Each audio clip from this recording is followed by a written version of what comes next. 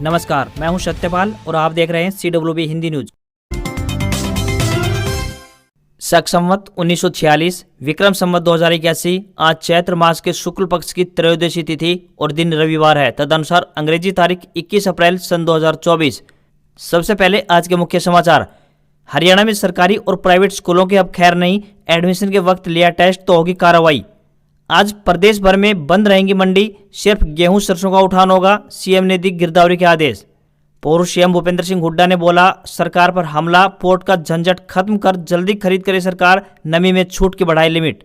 PGI के 4000 contract कर्मचारियों की 14 सालों से लंबित मांग हुई पूरी, सेम वर्क सेम पे को हुआ लेकर फैसला। करनाल के खेतों में पहुंचे सीएम, बारिश और ओलावृष्टि से बर्बाद फसल का लिया जायजा, कहा हर किसान को मिलेगा मुआवजा। हरियाणा के गुरुग्राम से मात्र 7 मिनट में पहुंच जाएंगे दिल्ली, जल्द शुरू होगी एयर टैक्सी।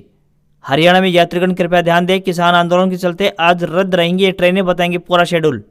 नारनौल में बीजेपी प्रत्याशी का विरोध, वोट मांगने आए चौधरी धर्मवीर सिंह को दिखाए काले झंडे, ग्रामीण बोले खट्टर ने भाईचारा खत्म किया। हरियाणा के पूर्व सीएम खट्टर ने दुष्यंत चौटाला को दी सावधान रहने की सलाह। सनराइजर्स हैदराबाद ने आईपीएल के मौजूदा सीजन में लगातार चौथी जीत हासिल की है। टीम ने दिल्ली कैपिटल्स को 35वीं लीग मैच में 67 रनों से हराया।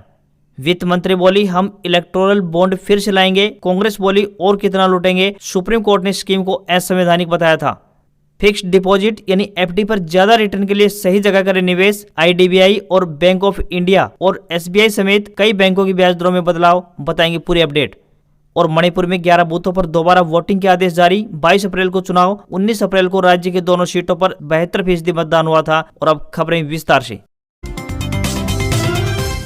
राजधानी चंडीगढ़ मौसम विभाग ने 21 अप्रैल तक हरियाणा में बारिश की भविष्यवाणी की है। मौसम विभाग के मुताबिक अगले 24 घंटों में हरियाणा में बारिश हो सकती है। इसका मुख्य कारण लगातार पश्चिमी विक्षोभ का सक्रिय होना बताया गया है। मौसम विभाग ने 6 जिलों में बरसात की संभावना जताई है। चंडीगढ़ मौसम विभाग के अनुसार पंचकुला, अंबाला, कुरुक्षेत्र, कैथल, करनाल और यमुनानगर में मौसम खराब रहने की संभावना जताई गई है। मौसम विभाग के मुताबिक इन जिलों में गरज के साथ बारिश हो सकती है। इस दौरान 30 से 40 किलोमीटर प्रति घंटे की रफ्तार से हवाएं भी चलेंगी। साथ ही पूरे दिन बादलवाई भी होगी। अगले सप्ताह मौसम साफ रहेगा। अगले सप्ताह मौसम में कोई बदलाव देखने को नहीं मिलेगा। मौसम साफ रहने से तापमान में बढ़ोतरी दर्ज होगी। वहीं मई महीने में लू चलने की आशंका मौसम विभाग ने व्यक्त कर दी है। हरियाणा में दाखिले के लिए सरकारी और प्राइवेट स्कूलों में होने वाले स्क्रीनिंग टेस्ट पर सरकार सख्त हो गई है। राज्य के स्कूल शिक्षा विभाग ने इसे शिक्षा के अधिकार का उल्लंघन बताया है। मुख्यालय के पत्र में दोषी स्कूलों के खिलाफ 25 से 50,000 रुपए जुर्माना लगाने का भी आदेश दिया गया है। अगर कोई भी स्कूल स्क्रीनिंग टेस्ट लेते हुए पाया गया तो उसके खिलाफ सख्त कार्रवाई की जाएगी। शिक्षा विभाग ने स्पष्ट कर दिया है कि बच्चों के भविष्य के साथ खिलवाड़ नहीं होने दिया जाएगा। मौजूदा समय में स्कूलों में नए शैक्षणिक सत्र के लिए एडमिशन हो रहे हैं। शिक्षा विभाग को शिकायत मिली थी कि कुछ स्कूल बच्चों का स्क्रीनिंग टेस्ट ले रहे हैं, जो कि नियमों के खिलाफ है। हरियाणा में किसानों के लिए एक जरूरी खबर सामने आई है। मुख्य सचिव टीवीएसएन प्रसाद ने सूबे के किसानों को बधाई देते हुए कहा कि आपकी मेहनत की बदौलत इस बार गेहूं का बम्पर उत्पादन हुआ है। उन्होंने अधिकारियों से कहा कि अनाज मंडियों में एक साथ अधिक मात्रा में आने वाले गेहूं से खरीद कार्य व गेहूं उठान को लेकर अव्यवस्था होने की संभावना बन गई है। गेहूं खरीद की समुचित व्यवस्था कार्य को दुरुस्त करने को लेकर अगले 24 घंटे के लिए सभी अनाज मंडियों को बंद रखा जाए। जींद के डीसी मोहम्मद इमरान रजा ने निर्देश जारी किए हैं कि गेहूं खरीद के लिए लगी एजेंसियों से जुड़े अधिकारियों व गेहूं उठान कार्य में लगे ठेकेदारों को कहा कि जिला के सभी अनाज मंडी या खरीद केंद्रों में जो भी गेहूं पहले खरीदा गया है उसका उठान करें। इसके बाद नए सिरे से गेहूं की खरीद की जाए ताकि मंडियों में किसानों व आढ़तियों का समय बच सके। हरियाणा में अटकी हुई भर्तियों को पूरा करवाने के लिए युवा हर संभव प्रयास कर रहे हैं। जैसा कि आप सभी जानते हैं, हरियाणा में ग्रुप सी और ग्रुप डी व टीजीटी की भर्तियां अटकी हुई हैं। युवा लगातार मांग कर रहे हैं कि उनकी भर्तियों को कोर्ट से बाहर निकाला जाए और जल्द से जल्द ज्वाइनिंग पूरी करवाई जाए। सरकार की तरफ से इसकी तरफ कोई भी ध्यान नहीं दिया जा रहा है और लगातार बस तारीख पर तारीख दी जा रही है, लेकिन कोई अंतिम फैसला अभी तक नहीं हो पाया है। ऐसे में युवाओं ने सरकार पर एक अनोखे ढंग से तंज कसा है। हरियाणा के करनाल में युवाओं ने ग्रुप सी में ज्वाइनिंग को लेकर बेरोजगारों की बारात निकाली। इस प्रदर्शन का नेतृत्व जय हिंद सेना प्रमुख नवीन जैन ने किया। युवाओं का कहना है कि सरकार ने केवल युवाओं को गुमराह करने का काम किया है। सीईटी के पेपर क्लियर कर चुके हैं, उसके बाद भी भर्तियां नहीं हो पा रही हैं और बेरोजगार युवा सड़कों पर धक्के खाने को मजबूर हैं। इन सब के बाद साफ तौर पर देखा जा सकता है कि भर्तियों को लेकर युवाओं में कितना रोष बना हुआ है। राष्ट्रीय राजधानी दिल्ली और एनसीआर क्षेत्र में ट्रैफिक जाम की भयंकर समस्या से शायद ही कोई अछूता हो। कभी कभी तो लोग सोचते हैं कि उड़कर जाने का कोई ऑप्शन मिले तो इस परेशानी से निजात मिल सकती है। ऐसे में आपके लिए बहुत बड़ी खुशखबरी है और आपका यह सपना जल्द साकार होने जा रहा है। इंडिगो एयरलाइन की पेरेंट कंपनी इंटरग्लोब और आर्चर एविएशन देश में एयर टैक्सी शुरू करने की योजना फाइनल कर चुकी है। इस सेवा की 2026 में शुरुआत होने की उम्मीद है। ये हवाई टैक्सियां यात्रियों को दिल्ली के कनॉट प्लेस से हरियाणा के गुरुग्राम तक सिर्फ 7 मिनट में पहुंचाएंगी। 7 मिनट की उड़ान के लिए आपको लगभग 2000 रुपए से लेकर 3000 रुपए का भुगतान करना होगा। पंजाब हरियाणा सीमा पर स्थित शंभू बॉर्डर पर किसानों द्वारा रेलवे ट्रैक जाम किए जाने से रेलों का संचालन प्रभावित होना शुरू हो चुका है। इसका असर हरियाणा में भी देखने को मिलने लगा है। किसानों के आंदोलन के चलते 21 अप्रैल यानी आज सूबे के अलग अलग शहरों से चलने वाली कुछ ट्रेनें रद्द रहेंगी, जबकि कुछ ट्रेनें रूट डाइवर्ट से संचालित की जाएंगी। Train number 14,653 Hisar Amritsar train आज यानी 21 अप्रैल को रद्द होने जा रही है। ट्रेन नंबर 04572 धुरी सिरसा ट्रेन भी आज रद्द रहेगी। वहीं train number 04573 Sirsa Ludhiana train आज यानी 21 अप्रैल को रद्द रहेगी। वहीं train number 04743 Hisar Ludhiana train आज यानी 21 अप्रैल को रद्द रहने वाली है। हरियाणा में लोकसभा चुनाव के प्रचार प्रसार लगातार तेज होते जा रहे हैं। नेताओं की एक पार्टी छोड़कर दूसरी पार्टी में शामिल होने का सिलसिला लगातार जारी है। वहीं एक दूसरे पर आरोप प्रत्यारोप भी लगाए जा रहे हैं। बीजेपी सभी 10 लोकसभा सीट पर अपने उम्मीदवार घोषित कर चुकी है, जबकि कांग्रेस पार्टी को उम्मीदवारों का इंतजार बढ़ता ही जा रहा है। चुनाव प्रचार के दौरान सोनीपत पहुंचे पूर्व मुख्यमंत्री मनोहर लाल खट्टर ने कहा कि अगर पूर्व डिप्टी सीएम दुष्यंत चौटाला बहकावे में आकर 4.5 साल बीजेपी के साथ थे तो उन्हें बहकना नहीं चाहिए था। बेहतर यही होगा कि वे आगे सावधान रहें। पूर्व उप मुख्यमंत्री दुष्यंत चौटाला ने कहा था कि उन्हें बहका लिया गया था, इसलिए वे बीजेपी के साथ चले गए और करीब 4.5 साल तक गठबंधन सरकार में भागीदार बने।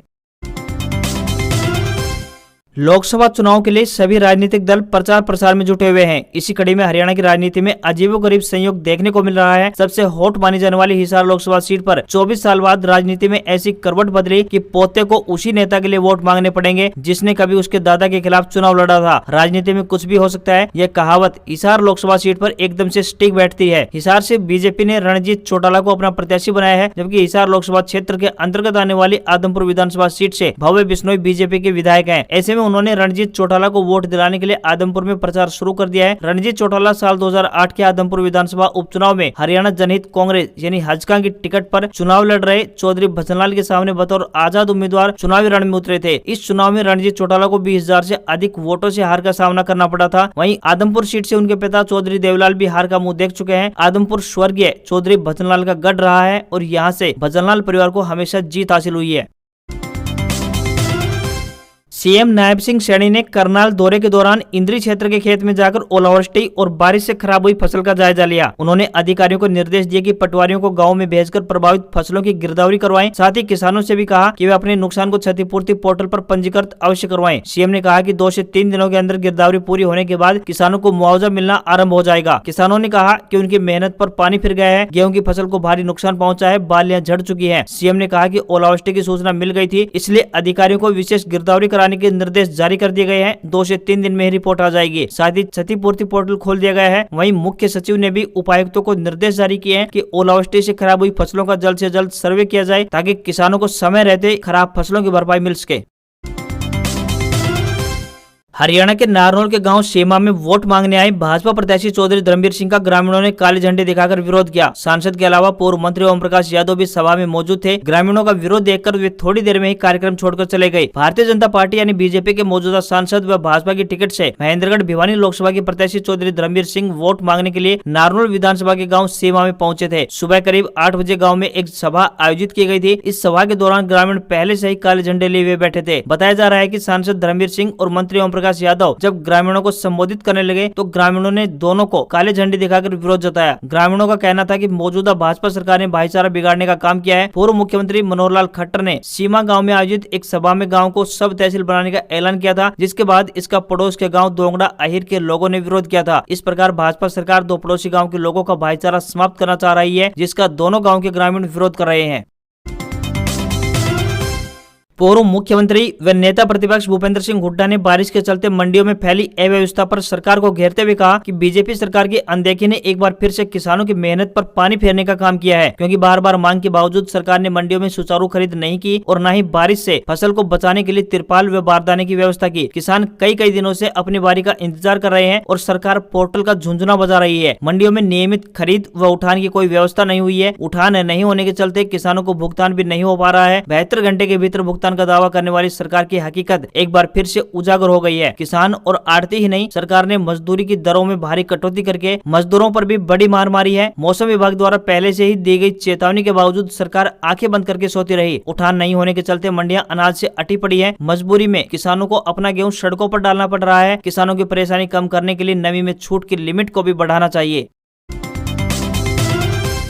नई शिक्षा सत्र 2024-25 में राज्य के मॉडल संस्कृति स्कूल में पढ़ने वाले विद्यार्थियों को नया पाठ्यक्रम पढ़ने को मिलेगा। शिक्षा विभाग की तरफ से मॉडल संस्कृति स्कूलों का सिलेबस बदल दिया गया है। बोर्ड की ओर से कक्षा 6ठी से लेकर 8वीं के कुछ विषयों के कुछ टॉपिक में बदलाव किया गया है। इसके बाद बाकी कक्षाओं के विषय में बदलाव किया जा सकता है। ऐसे में नए पाठ्यक्रम की किताबें खरीदने के लिए दुकानों पर भीड़ देखने को मिल रही है। बता दें कि सभी राज्य के मॉडल संस्कृति स्कूल CBSE से संबंधित है। वर्तमान में मॉडल संस्कृति स्कूलों में दाखिला प्रक्रिया आरंभ है। बोर्ड की ओर से कक्षा 6ठी से 8वीं तक के संस्कृत व इतिहास सहित अन्य विषयों के पाठ्यक्रम में कुछ बदलाव किया गया है। विभाग द्वारा जारी किए गए पत्र में दाखिला प्रक्रिया 1 अप्रैल से शुरू हुई थी। आवेदन करने की अंतिम तिथि 20 अप्रैल निर्धारित की गई थी। इसके अलावा 22 अप्रैल को ड्रा निकाला जाएगा, तो वहीं 26 अप्रैल को दाखिले की सूची जारी की जाएगी। वहीं स्कूलों में सीटें खाली रहने की स्थिति में दूसरे चरण के दाखिले 27 अप्रैल से शुरू होंगे। कांग्रेस के पूर्व अध्यक्ष राहुल गांधी ने भागलपुर में जनसभा की। यहाँ उन्होंने कहा कि भाजपा के लोग बात करते हैं इतनी सीटें आएंगी उतनी सीटें आएंगी, लेकिन मैं कहता हूं कि एनडीए को 150 से ज्यादा सीट नहीं आएंगी। उन्होंने आगे कहा कि हमारी सरकार बनते ही अग्निवीर योजना को उठाकर फेंक देंगे। देश को 2 तरह के शहीद नहीं चाहिए। राहुल गांधी के 12 मिनट के भाषण में उनका जोर रोजगार पर था। उन्होंने बताया कि इंडी गठबंधन की सरकार बनी तो किस तरह की योजनाएं लाएंगे। उन्होंने कहा कि जो पैसा मोदी सरकार ने अमीरों में बांटा वो हमारी सरकार बनी तो गरीबों को देंगे। देश में इस समय हीट वेव यानी लू के अलर्ट के बीच छत्तीसगढ़, झारखंड, ओडिशा, पश्चिम बंगाल के कई इलाकों में पारा 42 डिग्री सेल्सियस को पार कर गया है। ओडिशा के बारीपदा और बौद्ध में अधिकतम तापमान 45.2 डिग्री सेल्सियस दर्ज किया गया है, तो वहीं पश्चिम बंगाल के मेदिनीपुर में 44.5 डिग्री सेल्सियस और बांकुरा में 44.6 डिग्री सेल्सियस, झारखंड के डाल्टनगंज में 43.6 डिग्री सेल्सियस, तो वहीं जमशेदपुर में 43.5 डिग्री सेल्सियस दर्ज किया गया। वहीं छत्तीसगढ़ के राजनांदगांव में दिन में पारा 43 डिग्री सेल्सियस को पार कर गया। मौसम विभाग ने 12 राज्यों में हीट वेव यानी लू चलने की संभावना जताई थी। ओडिशा, झारखंड, मध्य प्रदेश, छत्तीसगढ़ में 50 किलोमीटर प्रति घंटे की रफ्तार से आज हवाएं चलेंगी, तो वहीं पश्चिम बंगाल, बिहार, झारखंड और उड़ीसा में हीट वेव चलेगी। वहीं आंध्र प्रदेश, तेलंगाना, तमिलनाडु, पौंडीचेरी में आज तेज गर्मी पड़ने वाली है, तो वहीं असम, मेघालय, नागालैंड, मणिपुर, मिजोरम और त्रिपुरा में तेज बारिश होगी। इधर भारी बारिश और बर्फबारी के कारण हिमाचल प्रदेश में 104 सड़कों सहित 3 नेशनल हाईवे पर आवागमन अवरुद्ध हो गया है। मनाली केलांग राजमार्ग पर सिस्सू के पास सेल्फी पॉइंट पर भारी भूस्खलन के कारण केलांग के लिए वाहनों की आवाजाही रोक दी गई है। वहीं मौसम विभाग ने 17 राज्यों में बारिश का अनुमान भी लगाया है। इनमें जम्मू कश्मीर, हिमाचल प्रदेश, उत्तराखंड, पंजाब, असम, मेघालय, नागालैंड, मणिपुर, मिजोरम, त्रिपुरा, सिक्किम, पश्चिम बंगाल और अरुणाचल प्रदेश, तो महाराष्ट्र, छत्तीसगढ़, केरल, तमिलनाडु, पांडिचेरी और कर्नाटक शामिल हैं। IDBI, बैंक ऑफ इंडिया और फेडरल बैंक सहित कई बैंकों ने हाल ही में अपने फिक्स्ड डिपॉजिट यानी FD की ब्याज दरों में बढ़ोतरी की है। अगर आप इन दिनों FD कराने का प्लान कर रहे हैं तो आपको इससे पहले बैंकों की नई ब्याज दरों के बारे में जरूर जानना चाहिए। FD से मिलने वाला ब्याज पूरी तरह से टैक्सेबल होता है। आप 1 साल में FD पर जो भी ब्याज कमाते हैं वो आपकी एनुअल इनकम में जुड़ता है। कुल आय के आधार पर आपका टैक्स स्लैब निर्धारित किया जाता है। हम आपको बता रहे हैं कि 1 साल की अवधि के लिए 2 करोड़ रुपए से कम की अगर आप FD करवाते हैं तो कौन सा बैंक कितना ब्याज दे रहा है, ताकि आप अपने हिसाब से सही जगह निवेश कर सकें। HDFC बैंक 1 साल की अवधि के लिए 6.60% ब्याज दे रहा है, तो वहीं IDBI, bank of India, federal bank और स्टेट बैंक ऑफ इंडिया यानी SBI 6.80% ब्याज दे रहा है। वहीं 2 साल की अवधि के लिए HDFC और SBI 7% ब्याज दे रहा है। आज खबरों में बस इतना ही। देखते रहिए आपका अपना हरियाणा का सबसे बेहतरीन news channel CWB Hindi news. नमस्कार। इसी आशा के साथ आपका दिन शुभ रहे।